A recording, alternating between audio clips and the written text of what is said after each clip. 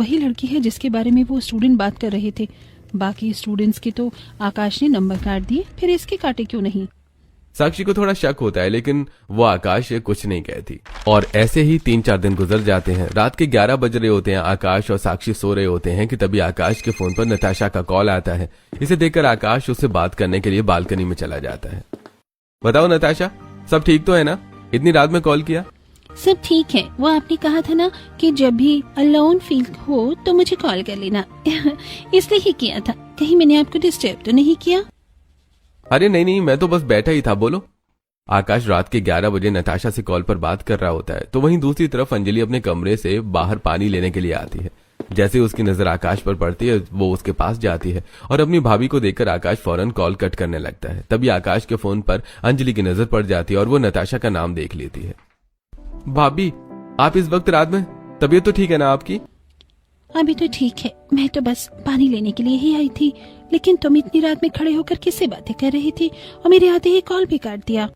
बस एक दोस्त का कॉल था, उसी से बात कर रहा था। चलिए अब मैं सोने जा रहा हूँ, बड़ी तेज नींद आ रही है। आकाश फौरन अपने कमरे में आ जाता है। अंजलि को आकाश की हरकतें अजीब लगती हैं और वो अगले दिन सारी बात साक्षी को बताती है।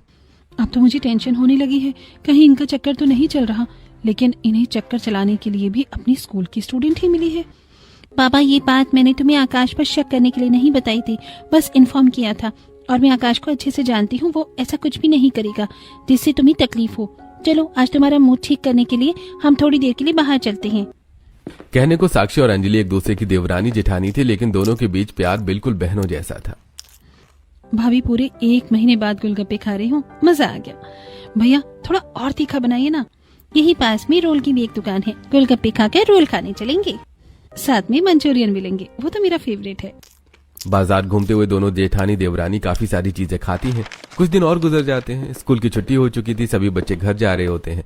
तभी नताशा अभी तक स्कूल के गेट पर खड़ी हुई थी। तभी आकाश अपनी बाइक लेकर स्कूल के गेट से बाहर निकल रहा होता है और जैसे उसकी नजर नताशा पर पड़ती है, अरे नताशा, तुम अभी तक यहाँ क्यों खड़ी हो? घर नहीं गई? मम्मी पापा बाहर गए हैं ना, तो उन्होंने मेरी छुट्टी के अकॉर्डिंग कैब बुक कर दी थी, लेकिन अभी तक आए नहीं, उसी का वेट कर रही हूँ। तुम क्लास में भी काफी डाउन थी और ऊपर से धूप भी इतनी तेज हो रही है। एक काम करो, तुम मेरे साथ चलो, मैं तुम्हें घर ड्रॉप कर देता हूँ। आपका घर दूसरी रोड पर है और मेरा दूसरी रोड पर, आपको लेट हो जाएगा। अरे तो कौन सी रात हो रही है, दिन का ही तो टाइम है। चलो जल्दी से बैठ जाओ। नताशा बाइक पर बैठती है और आकाश उसे घर छोड़ने जाने लगता है। तभी रास्ते में आकाश और नताशा को एक साथ बाइक पर बैठे आकाश का बड़ा भाई राजेश देख लेता है। फिर जैसे ही आकाश नताशा को उसके घर छोड़कर अपने घर आता है, आज तुझे मैंने सर्कल वाली रोड पर एक स्कूल स्टूडेंट के साथ देखा था, कौन थी वो? अरे भैया, वो मेरी क्लास की स्टूडेंट थी, उसकी कैब नहीं आई थी तो मैं उसे घर छोड़ने चला गया था। वो तेरी बात ठीक है, लेकिन अगर कोई देख लेता तो गलत ही सोचता, इसलिए थोड़ा ध्यान रख। स्टूडेंट से रिश्ता सिर्फ स्कूल तक ही रख। ठीक है भैया। इसी तरह कुछ समय गुजर जाता है। दोनों देवरानी जेठानी आंगन में बैठकर सब्जियां काट रही होती हैं। उनके साथ अंजलि का बेटा मीनू टीवी देख रहा होता है कि तभी टीवी में एक वाटर पार्क का एड आता है। वो देखो वाटर पार्क, अब तो गर्मियाँ भी शुरू हो गई है और आपने कहा था कि आप मुझे गर्मियों में वाटर पार्क ले चलोगी। वाटर पार्क जाने का तो मेरा भी मन है माँ। कितनी सारी राइड्स होती हैं, बहुत मजा आता है उन पर। चलेंगे तो फिर सब साथ ही चलते हैं, लेकिन माँ जी और पापा जी तो राइड्स एंजॉय कर नहीं पाएंगे और उनके बिना वाटर पार्क जाने का कोई मतलब ही नहीं बनता। भाभी एक काम करते हैं, हम लोग किसी फैमिली ट्रिप पर चलते हैं 3-4 दिनों के लिए, बहुत मजा आएगा। वैसे भी कितना टाइम हो गया है हम सबको एक साथ गए हुए। सही कहा बहू ने। एक काम करते हैं, हम सब लोग ऊटी चलते हैं, बहुत मजा आएगा। बड़ी सुंदर सुंदर जगह है वहाँ पर। पापा जी, आकाश जैसे ही आ जाएंगे मैं उन्हें कह दूंगी कि कुछ दिनों की स्कूल से छुट्टी ले ले। फैमिली अब एक साथ ऊटी जाने का प्लान बनाने लगती है। थोड़ी देर में आकाश घर आता है, लेकिन आज वो अकेला नहीं होता। आकाश के साथ स्कूल यूनिफॉर्म में उसकी स्टूडेंट नताशा होती है, जिसने अपना स्कूल बैग टांग रखा होता है। आकाश के हाथ में एक ट्रॉली बैग होता है, जिसे देखकर, आकाश, ये बच्ची कौन है और तू इसे लेकर यहाँ क्यों आया है? ये मेरी स्कूल स्टूडेंट है नताशा। इसके पेरेंट्स कुछ दिनों के लिए बाहर गए हैं तो इसे मेरे पास छोड़ गए हैं। इस शहर में इनके कोई रिलेटिव्स भी नहीं है, तो नताशा कहाँ रहती है, इसलिए नताशा कुछ दिनों के लिए यहीं रहेगी। ऐसे कैसे तेरे स्टूडेंट्स के माँ बाप ने तुझ पर इतना भरोसा करके अपनी बेटी को तेरे साथ भेज दिया? नताशा के पेरेंट्स से मेरा काफी अच्छी बातचीत है, इसलिए उन्होंने मुझ पर ट्रस्ट किया। आप लोगों को मेरी वजह से कोई भी प्रॉब्लम नहीं होगी, सिर्फ कुछ दिन की बात है। जैसे ही मम्मी पापा आएंगे मैं उनके पास चली जाऊंगी। बहुत अच्छी लड़की है, आप लोगों का दिल लगा कर रखेगी। साक्षी, गेस्ट रूम तैयार कर दो, नताशा वहीं रहेगी। साक्षी अपनी जेठानी के साथ गेस्ट रूम तैयार करने लगती है। भाभी, अब तो ये लड़की घर तक आ गई है, पहले तो सिर्फ कॉल और स्कूल तक ही थी। पता नहीं क्यों इसे देखकर अजीब सी बेचैनी होने लगी है। तुम कुछ ज्यादा ही सोच रही हो, सिर्फ कुछ दिनों की ही बात है। साक्षी को तो मैंने समझा दिया, लेकिन परेशान तो मैं भी हो रही हूँ। हे भगवान, साक्षी को मैंने हमेशा अपनी बहन जैसा माना है, प्लीज इसका घर गृहस्थी वाला जीवन हमेशा संजो के रखना। देवरानी जेठानी बातें करते हुए रूम तैयार कर रही होती हैं कि तभी वहां नताशा आती है। मेरी वजह से प्रॉब्लम्स हो रही है ना, आई एम सॉरी। ऐसी कोई बात नहीं है, तुम तो हमारे मेहमान हो, जब तक चाहो आराम से रह सकती हो। चलो अब तुम कपड़े बदल कर थोड़ा आराम कर लो, थोड़ी देर में हम तुम्हें डिनर पर बुला लेंगे। नताशा कपड़े चेंज करके आराम करने लगती है। रात के खाने की तैयारी होती है, सभी लोग डाइनिंग टेबल पर खाना खाने के लिए आ जाते हैं। अरे नताशा, तुम खाना क्यों नहीं खा रही हो? सब्जी ठंडी हो जाएगी। हाँ वो बस। तुम्हारी बनाई हुई सब्जी देखने में ही इतनी स्पाइसी और ऑयली लग रही है, और नताशा शुरू से ही हल्का खाना खाती है, उसे ये सब डाइजेस्ट नहीं होता। एक काम करो, नताशा के लिए कुछ हल्का बना दो। अभी तो रात के 10 बज रहे हैं, खाना बनाने में तो टाइम लग जाएगा। हाँ ये भी है, एक काम करता हूँ, इसके लिए कुछ ऑनलाइन ही ऑर्डर कर देता हूँ। नहीं सर, इतनी रात हो रही है, खाना काफी महंगा पड़ेगा और एक्स्ट्रा चार्ज लग जाएंगे। मैं यही सब्जी खा लेती हूँ। कितने लगेंगे, 200, 300 या 500? लेकिन कम से कम तुम्हारी अपनी पसंद का खाना तो खा पाओगी। आकाश नताशा के लिए लेट नाइट महंगा खाना ऑर्डर कर देता है, जिसे देखकर साक्षी, अगर इतनी रात को मैं कुछ ऑर्डर करने के लिए बोलती हूँ तो ये फिजूल खर्ची का बहाना लगाकर मना कर देते हैं, और अब देखो कैसे उसके लिए बाहर से खाना मंगवा रहे हैं। साक्षी का मुंह बन जाता है। थोड़ी देर में बाहर से खाना आता है, जिसे खाकर नताशा सोने के लिए चली जाती है। तकरीबन रात के 11 बजते हैं। तभी बिस्तर पर लेटा हुआ आकाश उठता है और सीधा नताशा के कमरे की तरफ जाता है। वो देखता है कि नताशा गहरी नींद में सो रही है।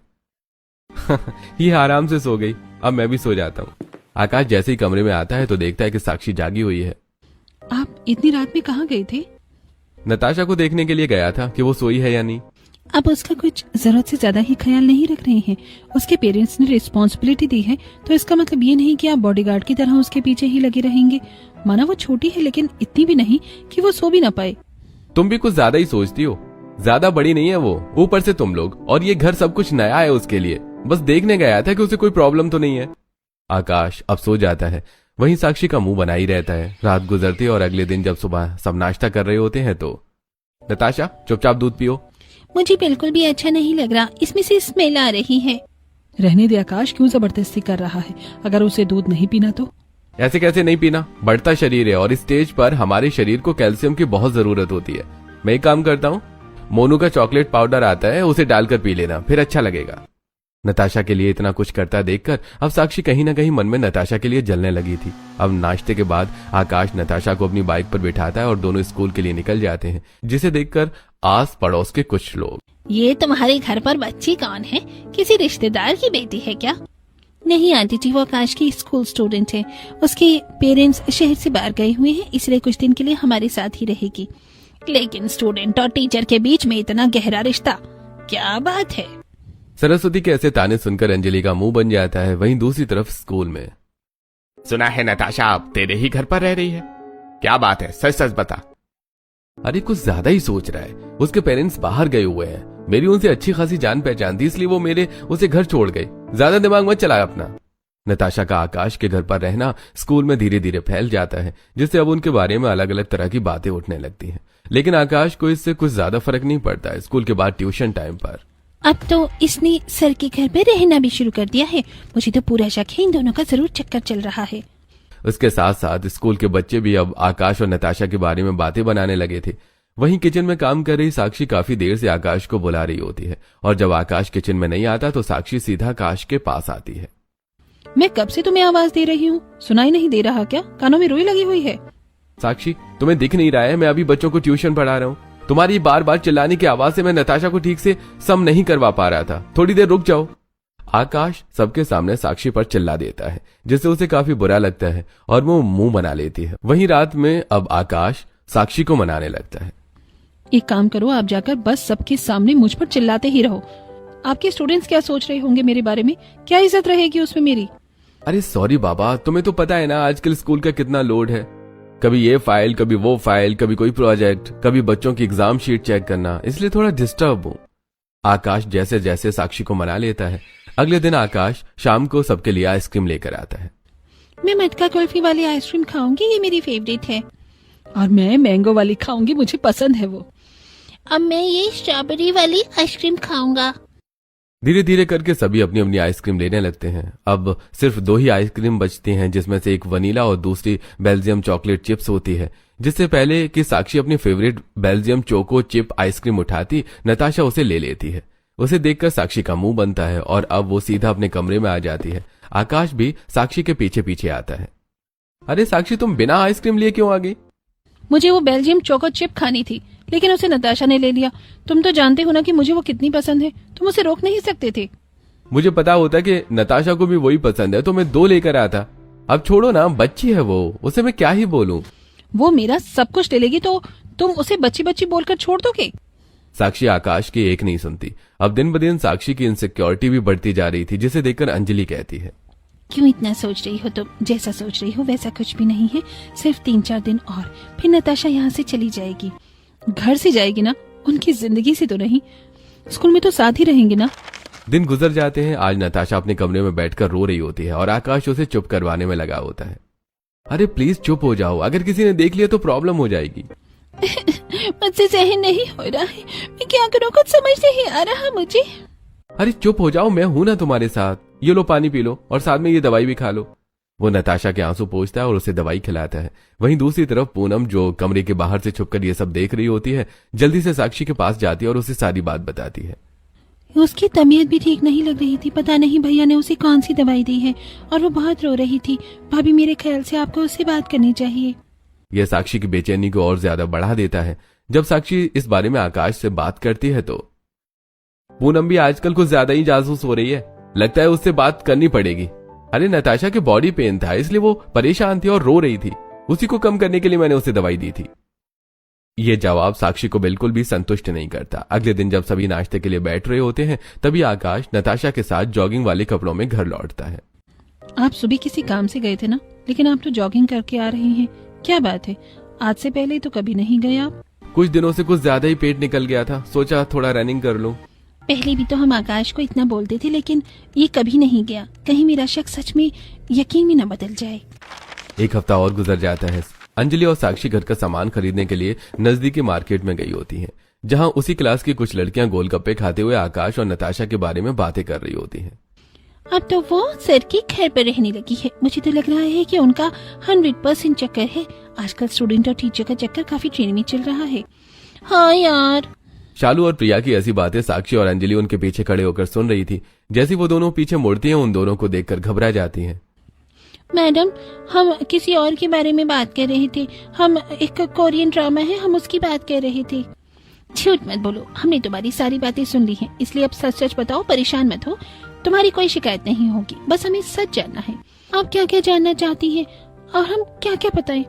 प्रिया और शालू उन दोनों को सारी बातें बता देती हैं कि कैसे 100 बार पूछने पर भी आकाश नताशा को प्यार से चीजें समझाता है, उसे एक्स्ट्रा नंबर देता है, उसके साथ लंच शेयर करता है और उसे घर छोड़ता है, और भी कई सारी चीजें जो साक्षी के शक को पक्का करने के लिए काफी थी। वहीं आज रात ये आपने भाभी के साथ ठीक नहीं किया। उन्होंने सिर्फ आपकी वजह से अपना करियर और सब कुछ छोड़ दिया, और आज आपने ही एक 16 साल की लड़की के लिए, जो आपकी स्टूडेंट है, अपनी पत्नी का साथ छोड़ दिया। अब बहुत हुआ ये मेलोड्रामा, जल्दी से पेपर्स पर साइन कर दो। डिवोर्स पेपर्स को देखकर साक्षी बेहोश हो जाती है। आकाश, ये तुमने ठीक नहीं किया। तुम्हें क्या लग रहा है तुम हमारे परिवार का हिस्सा हो तो हम तुम्हें छोड़ देंगे? हम तुम्हें कोर्ट तक लेकर जाएंगे। साक्षी को बेहोश देखकर अंजलि काफी ज्यादा परेशान हो जाती है कि तभी एकदम से अंजलि नींद से घबराकर उठती है। दरअसल ये अंजलि का एक भयानक सपना था। सपने से निकलने के बावजूद भी अंजलि इसे सच मान रही थी। भगवान का शुक्र है कि ये सिर्फ सपना था, अगर सच होता तो। साक्षी की जलन काफी ज्यादा बढ़ गई थी। 2-3 दिन गुजर जाते हैं और आज साक्षी नताशा से इतनी ज्यादा चिढ़ती है कि वो उसके हाथ पर जानबूझकर गर्मा गर्म दूध का गिलास गिरा देती है, जिससे नताशा का हाथ काफी जल जाता है। ये देखकर आकाश, साक्षी तुम्हारा दिमाग तो नहीं खराब हो गया है? अंधी हो गई हो क्या? इतना गर्म दूध नताशा के हाथ पर गिरा दिया। हाथ बहुत जल रहा है, प्लीज कुछ करिए, बहुत जलन हो रही है। आकाश जल्दी से किचन में जाता है और कच्चा आलू घिसकर नताशा के हाथ पर लगाने लगता है। तभी वो देखता है कि उसके घर पर उसकी क्लास की कुछ स्टूडेंट्स आई हैं, जिन्हें देखकर, तुम लोग यहाँ क्या कर रही हो? ट्यूशन में तो अभी 2 घंटे बाकी हैं। देवर जी, ये आज आपकी इस छूट का पर्दा हटाने के लिए आई है। आपने इतने वक्त से हम लोगों को जो धोखे में रखा है। ये क्या कह रही है तू? कौन सा झूठ का पर्दा? आखिरकार घर में हो क्या रहा है? बताती हूँ माँ जी। जिसे आप अपना आज्ञाकारी बेटा मानती है ना, उसका अपनी स्कूल स्टूडेंट नताशा के साथ चक्कर चल रहा है, न जाने कितने महीनों से। तभी तो ये उसे घर छोड़ते थे, अपना टिफिन शेयर करते थे, और तो और जब इससे ज्यादा दूरी बर्दाश्त नहीं हुई तो उसे घर ही ले आए। आकाश, शर्म करो। साक्षी और तुम्हारी लव मैरिज हुई थी। तुम साक्षी से कितना प्यार करते थे। क्या शादी के 2 साल के बाद ही तुम्हारा प्यार खत्म हो गया, जो तुम्हें एक स्कूल स्टूडेंट के साथ चक्कर चलाना पड़ा? और तुम तीनों डरो मत, डट कर जवाब दो, हम सब तुम्हारे साथ हैं। आप लोग बिल्कुल ठीक कह रहे हैं। हमें तो पहले लगता था कि हमारी गलतफहमी है, लेकिन ये सब सच है। नताशा, तुम्हें शर्म आनी चाहिए। सबके सब पागल हो गए हो क्या? क्या बकवास किए जा रहे हो? मेरा और नताशा का चक्कर? हे भगवान, मैं ऐसा कभी सपने में भी नहीं सोच सकता। नताशा मेरी स्टूडेंट है, न कोई मेरी कोई गर्लफ्रेंड। आप सब सच में गलत समझ रही हैं। ऐसा कुछ नहीं है। मेरा और सर का कोई अफेयर नहीं है। मेरे मम्मी पापा सच में बाहर गए हुए हैं, इसलिए मैं यहाँ रह रही हूँ। तुझे तो आज मैं खुद अपने हाथों से घर से बाहर निकालूंगी। साक्षी नताशा का हाथ पकड़कर उसे बाहर निकालने लगती है कि तभी अचानक नताशा की सांस चढ़ने लगती है और वो जमीन पर गिर जाती है, जिसे देखकर आकाश, इसे क्या हो गया? कहीं दोबारा तो अटैक नहीं पड़ा? भैया जल्दी से एम्बुलेंस को कॉल करिए। नताशा की ऐसी हालत देखकर सभी लोग घबरा जाते हैं। राजेश जल्दी से एम्बुलेंस को कॉल करता है। तभी नताशा के माता पिता, जो काफी समय से शहर से बाहर थे, आकाश के घर अपनी बेटी की ऐसी हालत देखकर वो दंग रह जाते हैं। आकाश, मैंने अपनी बेटी की जिम्मेदारी आपको दी थी और आपने मेरी बेटी का क्या हाल बना दिया है। नताशा बेटा, संभालो अपने आप को। थोड़ी देर में एम्बुलेंस आती है और नताशा को अस्पताल ले जाती है। कुछ देर के इलाज के बाद नताशा अब सामान्य होती है। देखिए, इन्हें पैनिक अटैक आया था। फिलहाल मैंने दवाइयां दे दी हैं, बस आप इन पर किसी भी चीज का दबाव मत बनाइएगा। इनकी हालत अभी पूरी तरह से ठीक नहीं है। डॉक्टर के मुंह से पैनिक अटैक की बात सुनकर सभी हैरान रह जाते हैं। जैसे ही डॉक्टर बाहर जाते हैं, इतनी कम उम्र में नताशा को पैनिक अटैक कैसे पड़ सकता है? मेरी ही गलती थी कि मैंने शुरुआत में आप लोगों को सच नहीं बताया। दरअसल उस दिन वो दवा पैनिक अटैक की ही थी। नताशा को कई सालों से एंजाइटी, डिप्रेशन और पैनिक अटैक्स की समस्या रही है। लेकिन इस बारे में आपने मुझे पहले क्यों नहीं बताया? और इतनी कम उम्र में नताशा के साथ ये सब क्यों हो रहा है? मुझे लगा तुम मुझे समझोगी। ऊपर से स्कूल का इतना दबाव था कि बात दिमाग से निकल जाती थी। मुझे नहीं पता था कि सच छिपाने का ये नतीजा मिलेगा। बचपन से हम एक बार नताशा और छोटे बेटे रोहन को लेकर घूमने गए थे। तब नताशा का हाथ रोहन से छूट गया। तभी तेज रफ्तार से एक कार आई और हमारा छोटा बच्चा, उसका एक्सीडेंट हो गया, जिससे उसकी वहीं पर मौत हो गई। तब से नताशा खुद को जिम्मेदार मानती है और तब से उसे पैनिक अटैक आने लगे। डिप्रेशन में वो रहने लगी। फिर हमें कुछ इम्पोर्टेंट काम के लिए शहर से बाहर जाना था। तब नताशा का एग्जाम की वजह से उसे ले जाना पॉसिबल नहीं था। तो हमने सर को सारी बात बताई और उनके भरोसे छोड़कर इसे गए, क्योंकि हमारा काम भी इम्पोर्टेंट था। वो काम नहीं करवाते तो हमारा बिजनेस बर्बाद हो जाता और यहाँ हमारी बेटी थी। दोनों तरफ से फंस गए थे हम, इसलिए हमने सर से मदद मांगी। हाँ मैडम, मम्मी पापा बिल्कुल ठीक कह रही हैं। सर और मेरा कोई चक्कर नहीं है, बल्कि ये तो मेरे बड़े भाई जैसे हैं। इन्होंने हर कदम पर मेरा साथ दिया। आज ही मेरी हेल्प नहीं करती तो शायद आज मैं भी इस दुनिया में नहीं रहती। आपको मेरी वजह से जो परेशानी हुई है उसके लिए माफी मांगती हूँ। साक्षी को अब अपने ऊपर काफी शर्मिंदगी महसूस होने लगती है। ये मुझे क्या हो गया? पढ़ी लिखी होने के बावजूद मैं ऐसी गलती कैसे कर बैठी? आई एम सॉरी आकाश। इसमें मेरी भी गलती है। साक्षी को हमेशा अपनी बहन माना, इसलिए उसका घर बचाने के चक्कर में मैंने भी उसका साथ दिया। सॉरी नताशा से, हमसे भी बहुत बड़ी गलती हो गई। गलतफहमी की वजह से हमने आपके बारे में क्या क्या कह दिया। प्लीज हमें माफ कर दीजिए। अगर माफी मांगनी है तो नताशा से मांगो। मुझसे ज्यादा तुम लोगों ने उसे चोट पहुंचाई है। जब तक वो माफ नहीं करेगी मैं भी माफ नहीं करूंगा। इसमें इन लोगों की गलती नहीं है। आजकल जैसा माहौल है उसके हिसाब से इन्होंने सोचा है, और इनकी जगह कोई भी होता तो यही सोचता। लेकिन अब सब साफ हो चुका है, प्लीज इन्हें माफ कर दीजिए। नताशा के कहने पर आकाश सभी को माफ कर देता है। अब नताशा अपने घर चली जाती है। साक्षी अंजलि उससे मिलने उसके घर जाया करती थी और आज बहुत दिनों बाद नताशा साक्षी और अंजलि के बुलाने पर उनके घर आती है। मैं कब से तुम्हारा इंतजार कर रही थी। तुम्हारी मम्मी ने बताया था कि तुम्हें बिरयानी पसंद है, इसलिए मैंने कम मसालों वाली बिरयानी बनाई है। खाकर बताओ कैसी बनी है। फिर हम तुम्हारी और मेरी पसंदीदा बेल्जियम चॉकलेट आइसक्रीम खाने चलेंगे। मेरे पास बस एक बड़ी बहन की कमी थी जो आप लोगों ने पूरी कर दी। पहले मेरा परिवार छोटा था, पर अब ये बहुत बड़ा हो चुका है। इतना प्यार पाकर नताशा खुश रहने लगी।